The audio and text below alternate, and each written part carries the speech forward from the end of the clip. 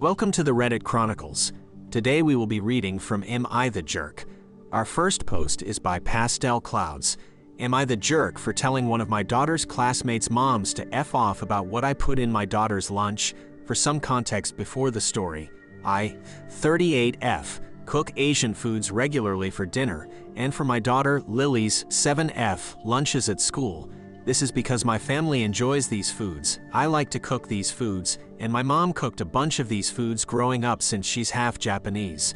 Oftentimes I'll either give my daughter some leftovers from last night's dinner, plus a fruit, veggie, and a snack, or I'll make her a quick little bento box or some other thing really quick.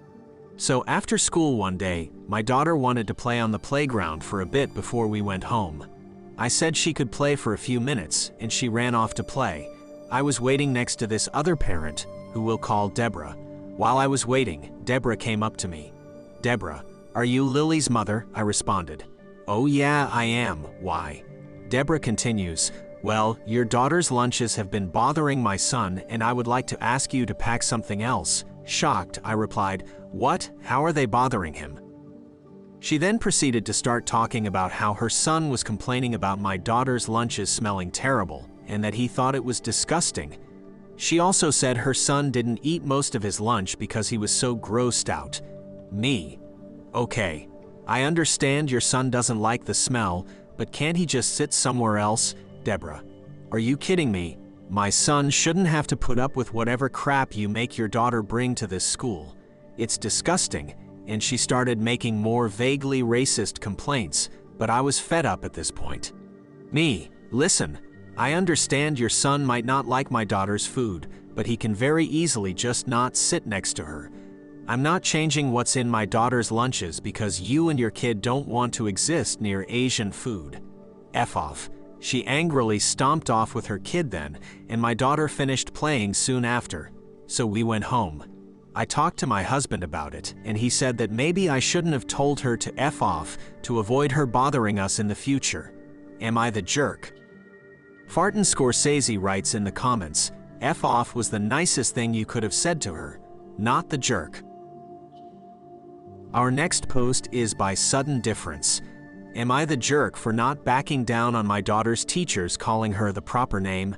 My daughter Alexandra, 14F, hates any shortened version of her name. This has gone on since she was about 10.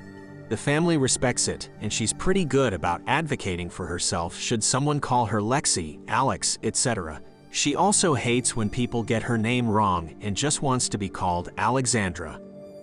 She took Spanish in middle school. The teacher wanted to call all students by the Spanish version of their name, provided there was one. So, she tried to call Alexandra, Alejandra. Alexandra corrected her, and the teacher respected it. She had the same teacher all 3 years of middle school, so it wasn't an issue. Now she's in high school and is still taking Spanish. Once again, the new teacher announced if a student had a Spanish version of their name, she'd call them that. So she called Alexandra, Alejandra. Alexandra corrected her, but the teacher ignored her. My daughter came home upset after the second week. I am not the type of mom to write emails, but I felt I had to in this case. If matters, this teacher is not Hispanic herself, so this isn't a pronunciation issue. Her argument is if these kids ever went to a Spanish-speaking country, they'd be called by that name. I found this excuse a little weak, as the middle school Spanish teacher actually was Hispanic, who had come here from a Spanish-speaking country, and she respected Alexandra's wishes. The teacher tried to dig her heels in, but I said if it wasn't that big a deal in her eyes that she calls her Alejandra, why is it such a big deal to just call her Alexandra?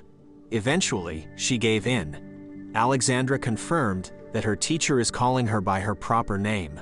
My husband feels I blew this out of proportion, and Alexandra could have sucked it up for a year.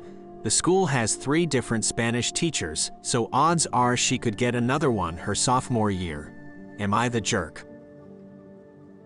Our next post is by Strong Farm. Am I the jerk for going on vacation without my husband? My husband, 32M, and I, 29F, planned a week vacation to New Orleans, in the US. We, but mostly I, have been planning this for months. Back in March, I told him I would plan most of it, where to go, and what to do. All he has to do was make sure he had the week off and buy the plane tickets. I spent the last few months researching what to do. I booked the hotel room, made reservations at places we wanted to try. I made a list of all the sites I wanted to see. Every few weeks, I would check in with my husband to see if he had asked off and bought the tickets yet. He would say he was waiting for the plane ticket prices to go down. 3 weeks ago, I reminded him again, and he said he had got off of work for the days but had forgotten to get the tickets. He looked online and the tickets were close to $1,500 per ticket. He said he was going to wait some more to see if they would go down. Last week, I asked if he had bought them yet, and he said no. We looked again, and the prices were still high. He said he wasn't willing to spend that much on them and asked how much money I would lose if I just canceled everything instead. He offered to have a nice staycation instead. I told him I was not willing to cancel everything because I spent so much time planning it. We argued, and we didn't come to a conclusion. I wound up buying just one ticket for myself, and when I flew out Saturday, I told him I was still going, and he acted all surprised that I didn't want to stay home with him. I am in New Orleans now, and he is blowing up my phone saying that I am a jerk for still going without him.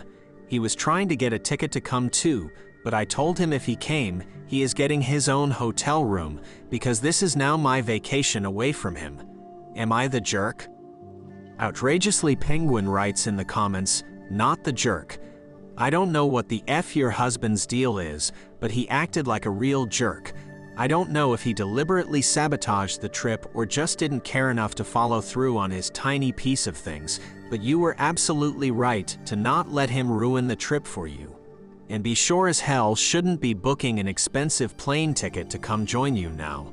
I hope he'll be ready with a massive apology when you get home. Our next post is by Sensitive R. Am I the jerk for selling our house without informing my wife? My wife and I have been married for many years, but before we got married, I had built up a substantial wealth. When we got married, I opted for a prenuptial agreement and complete separation of assets. She also had a significant premarital wealth. Besides the house we currently live in, I still own a beautiful apartment in the same city that I usually rent out, but it's currently vacant. Over the past 2 years, we've had many discussions about moving to a smaller town and getting a house near the beach. 2 months ago, we bought the house for our upcoming move. We've already made the renovations we wanted, bought furniture, and will be moving into the new house soon.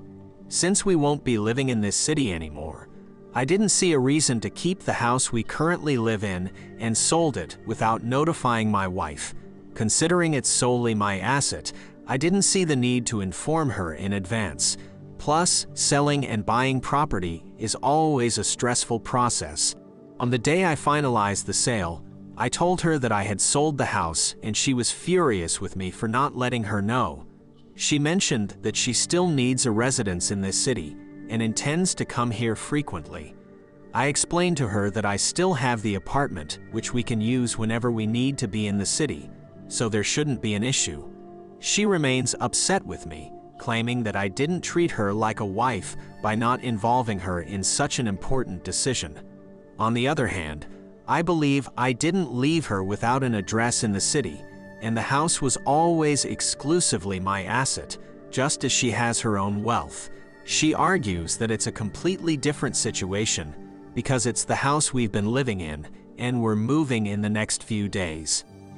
Am I the jerk? Edit. I'm impressed that there are over 3K responses.